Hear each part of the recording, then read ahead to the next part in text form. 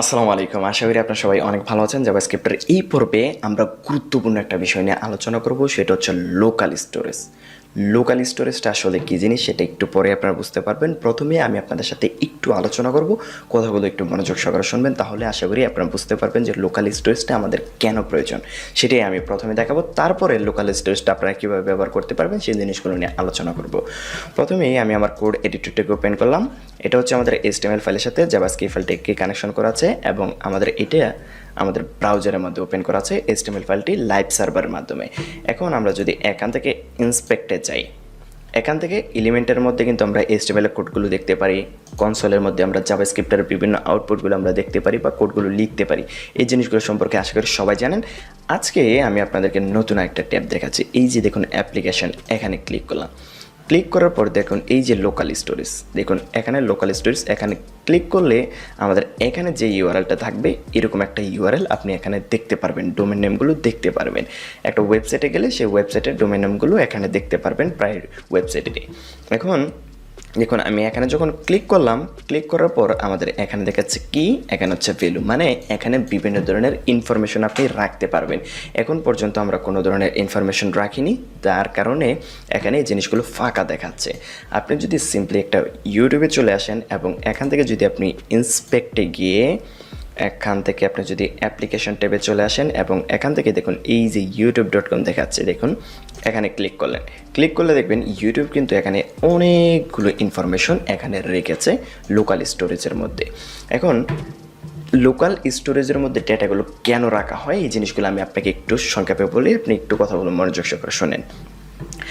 User যদি একটা website ব্যবহার করে তার কোনো একটা সুবিধার জন্য লোকাল স্টোরেজের মধ্যে আমরা কোনো ডাটা রাখতে পারি, অথবা আমরা আমাদের কোনো একটা যারা ওয়েবসাইটটা মেনটেন করবে বা চালাবে তাদের কোনো একটা সুবিধার্থে আমরা চাইলে লোকাল স্টোরেজের মধ্যে ডাটা রাখতে পারি, অথবা ইউজারকে আইডেন্টিফাই করার জন্য এখানে বিভিন্ন ধরনের ডাটা রাখতে পারি, যে জিনিসগুলো নিয়ে আমি পরবর্তীতে আলোচনা করব। অর্থাৎ আপনি চাইলে লোকাল স্টোরেজের মধ্যে বিভিন্ন ধরনের ডাটা রাখতে পারবেন। সেম আমি আরেকটা এক্সাম্পল দেখাই।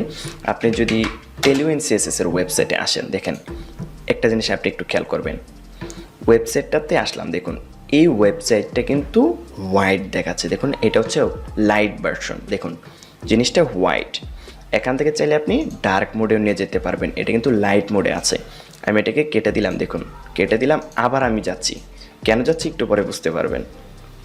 ওয়েবসাইটেতে আবার আসলাম, আসার পর আপনি খেয়াল করুন এটা কিন্তু হোয়াইট মোডেই কিন্তু মানে লাইট মোডে কিন্তু আছে। এখন আমি যদি এখান থেকে ডার্ক মোডে করে দিচ্ছি, ডার্ক মোডে কেন করলাম, আমার সুবিধার্থে আমি ডার্ক মোডে ব্যবহার করতেছি। ওকে, জিনিসটা আপনি খেয়াল করুন। এবার আমি ডার্ক মোডে নিয়ে গেলাম, এবার আমি এটাকে আবার কেটে দিলাম। কেটে দেওয়ার পর আমি আবার টেলিউইন CSS এর ওয়েবসাইটটাতে যাচ্ছি, যাওয়ার পর এইবার দেখুন এটা কিন্তু সেই ডার্ক মোডে আছে। আমি যদি এইবার এখান থেকে আবার লাইট মোডে দিয়ে দিই, আবার যদি এটা কেটে আবার যদি আমি এটাকে লাইট মোডে নিয়ে যাই, তাহলে দেখুন এইটা কিন্তু আবার সে লাইট মোডেই থাকতেছে। অর্থাৎ আমি একটা মোড দেওয়ার পর আমি যদি এটাকে কেটে দেই, আবার যদি এই ওয়েবসাইটটার মধ্যে আসি, টেলিউইন CSS এর ওয়েবসাইটের মধ্যে আমরা লাস্টে যেই কাজগুলো করেছি, অর্থাৎ লাস্টে যে মোডটা ব্যবহার করেছি সেই জিনিসটা কিন্তু সে মনে রাখতে পারতেছে। এটা আপনি 1 মাস পরে গেলেও দেখতে পারবেন, আপনি যদি কালকে যান তাও দেখতে পারবেন, 1 মাস 2 মাস দীর্ঘদিন পরে গেলেও আপনি এই জিনিসটা আপনি দেখতে পারবেন। যদি এই ব্রাউজারটি, যে ব্রাউজার দিয়ে আপনি মোডটা চেঞ্জ করেছেন ওই ব্রাউজার দিয়ে যদি আপনি আবার ব্যবহার করেন, তাহলে দেখবেন এই সিস্টেমটা মানে এই জিনিসটা কিন্তু থাকতেছে। এবার আমি ইন্সপেক্টে গেলাম, ইন্সপেক্টে যাওয়ার পর অ্যাপ্লিকেশনে গেলাম, যাওয়ার পর এই দেখুন teluincss.com, এখানে তাদের ডোমেনটা দেখাচ্ছে। এখানে ক্লিক করার পর এখানে দেখুন থিম ইকুয়াল টু ডার্ক দেওয়া আছে। থিম হচ্ছে কি, এটা হচ্ছে ভ্যালু ডার্ক। এই যে দেখুন এখানে তার একটা ইনফরমেশন রেখে দিয়েছে, কেন, আমাদের সুবিধার্থে, আমাদের যে মোডটা আমাদের পছন্দ, ডার্ক মোড লাইট মোড যে মোডটা পছন্দ সে এটাকে লোকাল স্টোরেজের মধ্যে রেখে দিচ্ছে, এবং আমরা যখন এই ওয়েবসাইটের মধ্যে ঢুকতেছি সে ওই মোড অনুযায়ী আমাদেরকে এখানে ইউজার ইন্টারফেসটা দেখাচ্ছে। আশা করি বিষয়টা বুঝতে পেরেছেন, আশা করি আপনাদের আর বেশি কিছু বোঝার দরকার নেই যে লোকাল স্টোরেজটা কেন প্রয়োজন। ওকে, লোকাল স্টোরেজটা আমাদের প্রায় প্রয়োজন হবে বিভিন্ন ধরনের ইনফরমেশন এখানে রাখার জন্য। যেমন একটা ইউজার, কোন ইউজারটা আমাদের ওয়েবসাইটে ঢুকতেছে, এই ইউজারকে ট্র্যাকিং করার জন্য, কোন ইউজারটা লগ ইন করা আছে, এই জিনিসগুলো ট্র্যাকিং করার জন্য বিভিন্ন ধরনের ইনফরমেশন আমরা লোকাল স্টোরেজের মধ্যে রাখবো, অর্থাৎ টোকেনগুলো রাখবো। আমি সেই জিনিসগুলো নিয়ে আলোচনা করব, তো সেগুলো নিয়ে আমরা পরবর্তীতে আলোচনা করব। এই ভিডিওতে আমরা সিম্পলি জানার চেষ্টা করব কীভাবে লোকাল স্টোরেজের মধ্যে ডাটাগুলো রাখতে হয়, কীভাবে সেখান থেকে এগুলো আবার এনে ব্যবহার করতে পারি। জিনিসটা একটু বুঝতে হবে, তাহলেই আপনারা আশা করি ভবিষ্যতে লোকাল স্টোরেজ নিয়ে আর সমস্যায় পড়বেন। ওকে, আমরা আমাদের এই যে এটাকে লাইভ সার্ভারের মাধ্যমে এখানে ওপেন করেছি এবং এখানে ক্লিক করার পর এখানে আমাদের ইনফরমেশনগুলো ফাঁকা দেখাচ্ছে। ওকে, ঠিক আছে। এবার কোড এডিটরে আসলাম। লোকাল স্টোরেজের মধ্যে যদি আপনি ডাটা রাখতে চান তাহলে আপনাকে যেই কাজটা করতে হবে, local storage dot set item এটা ব্যবহার করতে হবে। তারপর এই যে দেখুন এখানে কি ভ্যালু আকারে রাখতে হয় ডাটা, কি আর হচ্ছে ভ্যালু। আপনি যে কোনো একটা কি দিতে পারেন, কি হচ্ছে ওই যে আমরা যেভাবে অবজেক্টের নামগুলো দিতাম, অবজেক্টের একটা নাম দিতাম, তারপরে এটার একটা ভ্যালু দিতাম, সেই সিস্টেমেই। ধরুন আমি এখানে নেম অথবা ওই যে টেলুইন সিএসএসের মতো আমি সেই জিনিসটাই দিই। এটা মোড ছিল সম্ভবত, মোড হচ্ছে ধরুন আমি এখানে দিয়ে দিলাম DARK, ডার্ক দিয়ে দিলাম। দেখুন এই যে আমাদের এখানেও কিন্তু মোড ডার্ক, এটা কিন্তু আমাদের ওয়েবসাইটে HTML ফাইলটা কিন্তু আমি এখানে লাইভ সার্ভার মাধ্যমে ওপেন করেছি।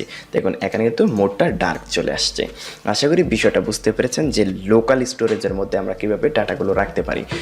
আমি আরেকটা জিনিস আপনাদেরকে দেখাই, একটু পরে আমি আপনাকে আরেকটা জিনিস দেখাবো।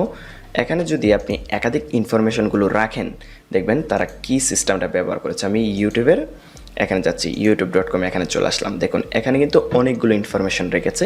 একটু পরে আমি এখান থেকে কয়েকটা জিনিস আপনাদেরকে দেখাবো, তার আগে আমরা আমাদেরটাতে চলে আসি। দেখুন কীভাবে ডাটাগুলো রাখতে হবে, সিম্পল একটা system, local storage dot set আইটেমের মাধ্যমে আমরা এই জিনিসটাকে সেট করতে পারবো। ওকে, এখন এখানে কিন্তু যে কোনো ডেটাই আপনি স্টোর করতে পারবেন। এখন আমি যদি একটা কনস্ট ARR ধরুন একটা অ্যারে তৈরি করলাম, অ্যারের মধ্যে আমাদের ধরুন কিছু কি আছে, মাউস,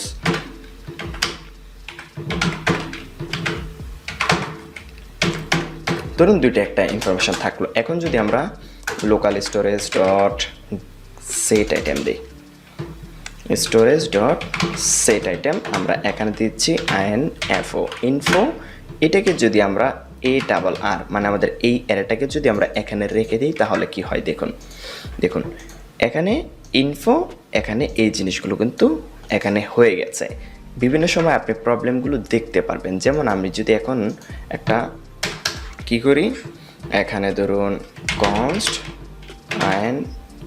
বা এখানে কি দিতে পারি, OBJ ইকুয়াল টু ধরুন একটা অবজেক্ট রাখতেছি, ধরুন আপনার নাম ধরে নিলাম মিস্টার এক্স। ওকে, এটা ধরে নিলাম আপনার একটা নাম, ঠিক আছে, সরি। এবার আমি যদি এটাকে লোকাল স্টোরেজের মধ্যে রাখতে চাই তাহলে দেখুন কি হয়, local storage dot set item এটার মধ্যে ধরে নিলাম কি আপনার ইনফরমেশন। ওকে, ইউজার, ধরুন ইউজার নামে দিয়ে দিলাম, ইউজারের ইনফরমেশনটা আমি OBJ এটা দিয়ে দিলাম। এবার রাখার পর দেখুন এখানে অবজেক্ট দেখাচ্ছে, আমাদের ইনফরমেশনগুলো কিন্তু এখানে ভালোভাবে দেখতে পারতেছি না। এর জন্য আপনারা যে কাজটা করতে পারেন, এখানে স্ট্রিং আকারে ডাটাগুলো রাখতে পারেন। স্ট্রিং আকারে ডাটাগুলো রাখলে আপনাদের সুবিধা হবে। আমরা জানি জেসন নিয়ে কিন্তু আমি আপনাদের সাথে আলোচনা করেছিলাম। জেসন কিন্তু এক ধরনের স্ট্রিং, এই জিনিসটা কিন্তু আশা করি জানেন, জেসন কিন্তু এক ধরনের string.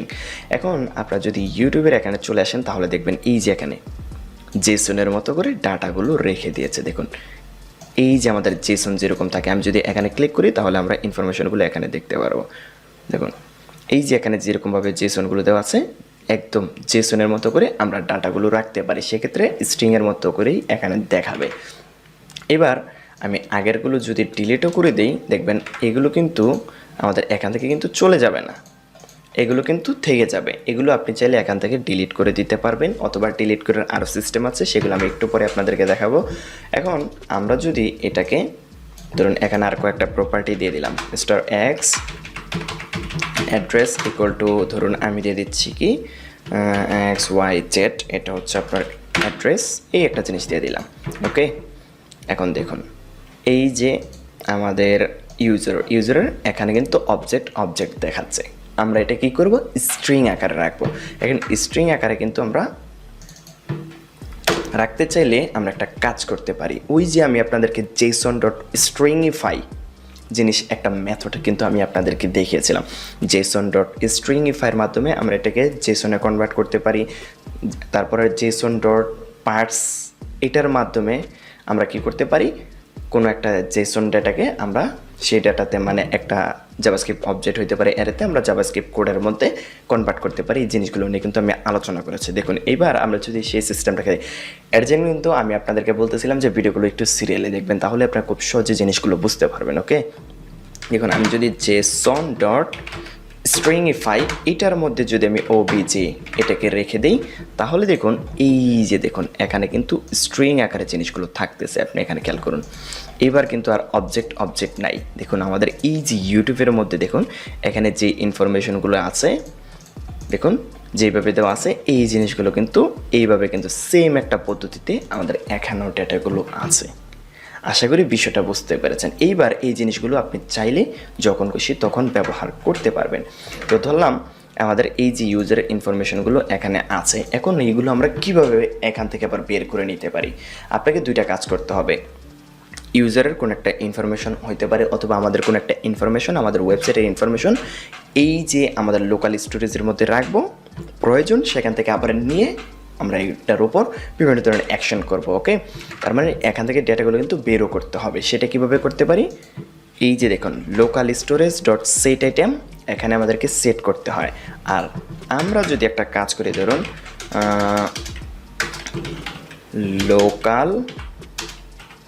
Local storage dot gate item, এখন গেট আইটেমের মধ্যে আপনাকে জাস্ট একটা প্রপার্টি দিতে হবে। এখানে দেখুন প্রথমে কি, তারপরে দিতে হয় ভ্যালু। আর এটার মধ্যে জাস্ট আপনি কিটা দিয়ে দেবেন, মানে কাকে অ্যাক্সেস করতে চাচ্ছেন। ধরুন এই যে আমাদের ইউজার, এটাকে আমরা অ্যাক্সেস করতে চাচ্ছি, আমরা এখানে জাস্ট ইউজারটাকে দিয়ে দিলাম। এখন আপনি যদি এটাকে কনসোল লগে দেখতে চান তাহলে আপনি একটা কাজ করতে পারেন, প্রথমে এটাকে একটা ভেরিয়েবল স্টোর করতে পারেন। কনস্ট ধরে নিলাম ইউজার ইনফো ইকুয়াল টু এটা ধরে নিলাম। এইবার আমরা একটু কনসোলের মধ্যে দেখি, console dot log user info. এবার আমরা কনসোল লগে দেখব যে আমাদের এই যে ইনফরমেশনটা চলে আসছে, এটা কিন্তু স্ট্রিং আকারে আসছে। দেখুন এই যে জিনিসটা কিন্তু স্ট্রিং। এখানে স্ট্রিং আকারে কেন আসছে, কারণ আমরা এটা রাখার সময় স্ট্রিং আকারে রেখেছিলাম ডেটাটাকে। আশা করি বিষয়টা বুঝতে পেরেছেন। এখন জাস্ট এটাকে একটু কনভার্ট করলেই আমরা আবার পুনরায় অবজেক্টে ফিরে পাবো। সেটা কিভাবে করতে পারি, সেটা হচ্ছে দেখুন আমি যদি কন্ট্রোল এক্স দিয়ে কাট করে নিই অথবা কাট করে নিলাম json.parse, এই দুইটা মেথড নিয়ে কিন্তু আমি আপনাদের সাথে আলোচনা করেছি। json.stringify এর মাধ্যমে আমরা জেসনে কনভার্ট করি, আবার জেসন ডেটাটাকে আমরা জাভাস্ক্রিপ্ট কোডের মধ্যে যদি কনভার্ট করতে চাই json.parse দিতে পারি। এটার ভিতরে যে কোনো আমরা একটা জেসন ডেটা দিতে পারি। দেখুন এটার মাধ্যমে আমরা জেসন ডেটাটাকে পাইলাম কিন্তু ডেটাটাকে এই যে এখান থেকে কিন্তু আমরা অ্যাপ্লিকেশনের মধ্যে কিন্তু আমাদের জেসন ডেটাটা আছে। এখন এটাকে আমরা এখানে স্টোর করলাম, তার মানে এটাকে যদি আমি কনসোল এটার মধ্যে দিয়ে দিই এবং এটা যদি কনসোল লগের মধ্যে থাকে, এবার দেখবেন আমাদের এই অবজেক্টটাকে আমরা পেয়ে গেছি। দেখুন এই পুরো একটা অবজেক্ট কিন্তু পেয়ে গেলাম। আশা করি বিষয়টা বুঝতে পেরেছেন। আপনারা এই লোকাল স্টোরেজটা বিভিন্ন সময় প্রয়োজন হবে ইউজারের কোনো একটা ডেটা এখানে রাখার জন্য, ইউজারকে ট্র্যাকিং করার জন্য, অথবা ইউজারের সুবিধার জন্য বিভিন্ন ধরনের ইনফরমেশন আপনাকে এখানে রাখতে হইতে পারে। এবং এই জিনিসগুলো নিয়ে কিন্তু আমি ভবিষ্যতে আপনাদের সাথে আলোচনা করব। আপনারা জাস্ট এই ভিডিওতে আপনাদেরকে যে জিনিসটা শিখতে হবে সেটা হচ্ছে লোকাল স্টোরেজ ডট সেট আইটেমের মাধ্যমে কীভাবে ডেটাটা সেট করতে হয়, সেটা কীভাবে স্ট্রিং বানিয়ে জেসন বানিয়ে কীভাবে সেট করতে হয় এই জিনিসটা জানতে হবে, এবং সেখান থেকে ডেটাগুলো নিয়ে আবার কিভাবে জাভাস্ক্রিপ্ট অবজেক্ট অথবা অ্যারে অর্থাৎ জাভাস্ক্রিপ্ট ভ্যালিড কোডগুলোর মধ্যে কিভাবে আপনি কনভার্ট করতে পারেন এই জিনিসগুলো সম্পর্কে একটু জেনে নেবেন, তাহলেই হয়ে যাবে। এখানে আর বেশি কিছু জানতে হবে না, সিম্পল এতটুকু জিনিস জানলেই হয়ে যাবে। এছাড়া আপনি আরেকটা কাজ করতে পারেন, আপনি যদি এই ডেটাগুলো মুছে দিতে চান তাহলে আপনি যদি এখানে ক্লিক করবেন দেখবেন ডেটাগুলো মুছে যাবে, আবার রিলোড দিলে চলে আসবে, কারণ হচ্ছে আমাদের এই যে এখানে কোডগুলো কিন্তু চলে আসে অলরেডি। দেখুন এটাকে আমরা এখানে সেট করতেছি, এর জন্য এটা এখানে আবার চলে আসছে। ওকে, আবার কনসোল লগের মধ্যে আপনি এটাও দেখতে পারবেন, কারণ আমাদের এখানে কোডগুলো আছে, এই কোডগুলো এক্সিকিউট হয়েছে, আর আগেরগুলো চলে গেছে কারণ আমাদের আগের কোডগুলো এখানে নাই। এখন আপনি চাইলে একটা কাজ করতে পারবেন, লোকাল স্টোরেজ ডট ক্লিয়ার, এইটাকে যদি আপনি কল করে দেবেন তাহলে দেখবেন সবগুলো ক্লিয়ার হয়ে যাবে, সব কিছু ক্লিয়ার হয়ে গেছে। আপনি এটা রিলোড দিলেও সবগুলো ক্লিয়ার হয়ে যাবে, কারণ হচ্ছে আমাদের এই কোডগুলো প্রথমে স্টোর হচ্ছে, তারপর কিন্তু আমরা সবার শেষে এটাকে ক্লিয়ার করে দিলাম। এখান থেকে আপনাকে যে জিনিসটা বুঝতে হবে সেটা হচ্ছে লোকাল স্টোরেজের মধ্যে কীভাবে ডাটাগুলো রাখতে হয়, সেখান থেকে কীভাবে বের করতে হয়, এই দুটো জিনিস আপনি জানলে হয়ে যাবে। আর ক্লিয়ার এটা যদি জানেন ভালো, আর মনে না থাকলে নেই। তো এখন দেখুন এখানে খেয়াল করুন, local storage dot set item, তারপর আমাদের একটা কি দিতে হবে, এটা আমাদের ইচ্ছে মতো দিতে পারি, আমরা যেই নামে ডেটাটাকে রাখতে চাই সেটাই রেখে দিলাম। তারপর আমরা যদি সাধারণ কোনো একটা টেক্সট হয়, আমরা জেসন ডট স্ট্রিংইফাই করার কোনো দরকার নেই, আমরা কি করব সরাসরি কোনো একটা টেক্সট এখানে রেখে দিতে পারি। আর যদি আমাদের কোনো একটা অবজেক্ট থাকে, কোনো একটা ফাংশন তো আমরা রাখবো না, মানে বললাম আর কি, যদি থাকে সেটাকে আপনি একটা কাজ করতে পারেন, জেসন ডট স্ট্রিংইফাইয়ের মাধ্যমে স্ট্রিংয়ে কনভার্ট করে এটাকে রেখে দিলাম, এখানে রেখে দিলাম। আমরা কিন্তু এখানে অবজেক্ট অ্যারে এই জিনিসগুলোই কিন্তু রাখবো, আর সাধারণ কোনো টেক্সট এই জিনিসগুলোই রাখবো। এখন যদি একটা অবজেক্ট হয়, এটা কিন্তু আমাদের আবার পুনরায় অবজেক্টটাকে কিন্তু ব্যবহার করতে হবে। ওকে, এর জন্য আমরা যে কাজটা করবো, জেসন ডট স্ট্রিংইফাইয়ের মাধ্যমে এটার ভিতরে আমরা কোনো একটা অবজেক্ট দিয়ে দিব, তাহলে এই জিনিসটা দ্বিতীয় প্যারামিটারের মধ্যে, মানে দ্বিতীয় এখানে এটা পাস করে দিলে এটা আমাদের সেট হয়ে যাবে। আর যদি এটাকে ধরতে চাই, আবার বের করে আনতে চাই, তাহলে আমাদের যে কাজটা করতে হবে, local storage dot gate item. এখন যাকে এখানে আমরা পেতে চাচ্ছি, এখানে কিন্তু অনেকগুলো ইনফরমেশন থাকতে পারে। ওকে, এখানে আমাদের ইউজার নামে কোনো একটা ইনফরমেশন থাকবে, সেটাকে আমরা ধরতে চাচ্ছি। যেমন আমি যদি এখানে একটু রিলোড দিই, তাহলে দেখবেন ইউজার নামে এখানে কোনো একটা ইনফরমেশন আছে, এই জিনিসটাকে আমরা অ্যাক্সেস করতে চাচ্ছি, তার জন্য লোকাল স্টোরেজ ডট ইউজার দিয়ে দিলাম। এখন আমাদের এই যে ইউজারের যে ইনফরমেশনটা আমরা এখানে নিয়ে স্টোর করলাম, এই জিনিসটা কিন্তু একটা জেসন, এটা কিন্তু জাভাস্ক্রিপ্ট অবজেক্ট না, এটাকে অবজেক্টে কনভার্ট করতে চাইলে জেসন ডট পার্টস আমরা এটা রেখে দিলাম। সিম্পল একটা কাজ করলাম। আমাদের স্ট্রিং আকার এখানে রাখতে হবে জিনিসগুলো, এর জন্য আমরা কী করলাম, প্রথমে জেসনে কনভার্ট করলে এটার ভিতরে রাখলাম, এটার ভিতর থেকে আমরা যখন ডাটাগুলো আনলাম আবার জেসন থেকে কনভার্ট করে জাভাস্ক্রিপ্ট কোডের মধ্যে বানিয়ে দিলাম। সিম্পল একটা জিনিস। আশা করি বিষয়টা বুঝতে পেরেছেন। জিনিসগুলো একটু মাথায় রাখেন, জিনিসগুলো ফিউচারে আপনাদের অনেক কাজে লাগবে। ওকে, এর চেয়ে বেশি আর আপনাদের এখন আর জানার কোনো প্রয়োজন নাই। যদি কখনো প্রয়োজন হয় তখন আপনারা শিখে নিতে পারবেন। বেসিক অবস্থায় আপনার এতটুকু জিনিস জানলেই চলবে। ওকে, দেখা হচ্ছে পরবর্তী ভিডিওতে গুরুত্বপূর্ণ কোনো বিষয় নিয়ে আলোচনা করব। ওকে, যারা চ্যানেলটি সাবস্ক্রাইব করেননি অবশ্যই চ্যানেলটি সাবস্ক্রাইব করবেন এবং ভিডিওতে একটা লাইক দিবেন, এটা আপনার প্রতি একটা রিকোয়েস্ট থাকলো। ওকে, এই ছিল ভিডিও, দেখা হচ্ছে পরবর্তী ভিডিওতে। ধন্যবাদ সবাইকে।